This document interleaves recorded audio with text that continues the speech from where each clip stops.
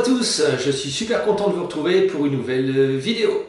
Alors aujourd'hui, nous allons déballer ensemble le Google Home. Donc voilà, alors pour la petite histoire, le Google Home, c'est l'assistant personnel intelligent de Google, donc fabriqué par Google.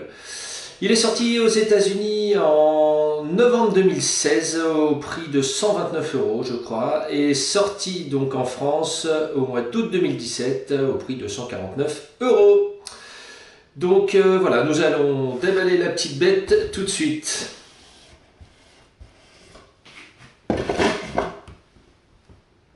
Tadam! Alors le boîtier est assez soigné, j'aime assez. Au niveau du Google Home, il est quand même assez joli, hein. Faut dire ce qui est. Dans la boîte, nous pouvons également retrouver des feuilles explicatifs et un chargeur d'alimentation. Alors le câble fait environ 1,80 m, donc ça laisse de la marge pour pouvoir le brancher assez simplement. Donc on va mettre ça un petit peu de côté.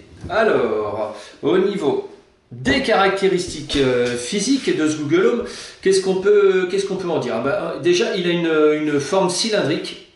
Il fait 143 mm de haut pour 96 mm de diamètre. Et il a un poids de 490 grammes environ. Voilà. Donc, il est assez joli, hein. C'est assez sympa. Donc ce Google Home est compatible avec iOS ainsi que Android. Donc qu'est-ce qu'on peut constater? Alors sur ce petit boîtier, sur la face du devant, bon, c'est assez soigné, un petit tissu gris agréable au toucher.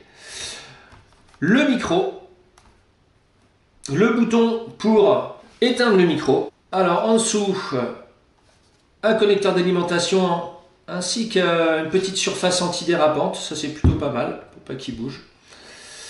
Et c'est à peu près tout. Donc là tout de suite après, qu'est-ce qu'il nous reste à voir? Le haut du Google Home qui sur lequel il y a tout ce qui est tactile.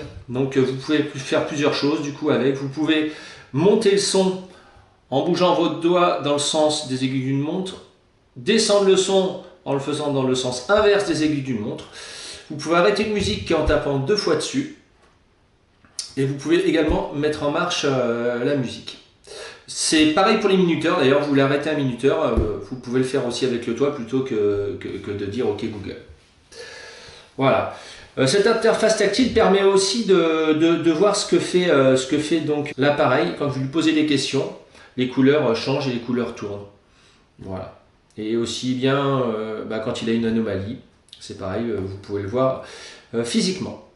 Donc que dire de plus?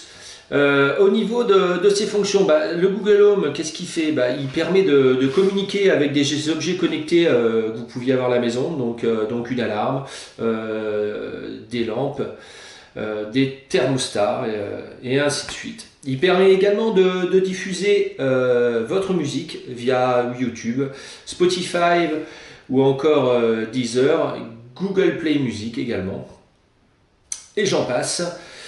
Alors, sinon, vous pouvez lui poser des questions.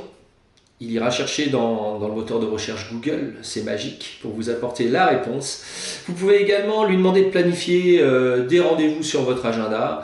Vous pouvez diffuser des vidéos YouTube sur votre télé, moyennant que vous ayez un Chromecast avec. Vous pouvez lui demander le programme de votre journée le matin quand vous êtes au petit déjeuner.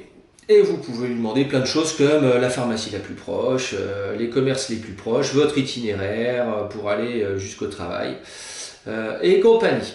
Donc au niveau de l'installation, il suffit de brancher le Google Home sur la prise d'alimentation là et ensuite sur le secteur. Il faudra ensuite télécharger l'application Google, donc sur Android ou sur iOS, pour poursuivre votre installation.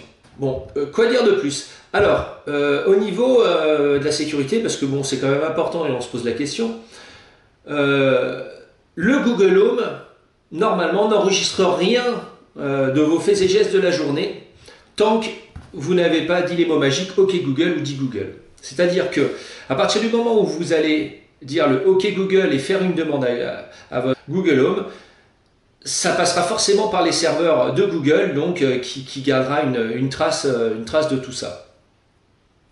C'est pour ça que ça peut être utile des fois, bon, quand vous voulez être sûr d'être tranquille, d'appuyer sur le bouton mute donc du micro, et là il se passera plus rien. Alors, que peut-on dire de plus? Bah oui, que Google revendique protéger nos données et ne pas diffuser les informations, et qui travaille pour notre sécurité. Pour eux, c'est une priorité. Bon, affaire à voir. Bon, j'espère à tous que cette vidéo vous aura plu et que ça peut vous aider à faire votre choix éventuellement. Je vous dis à bientôt, salut, ciao.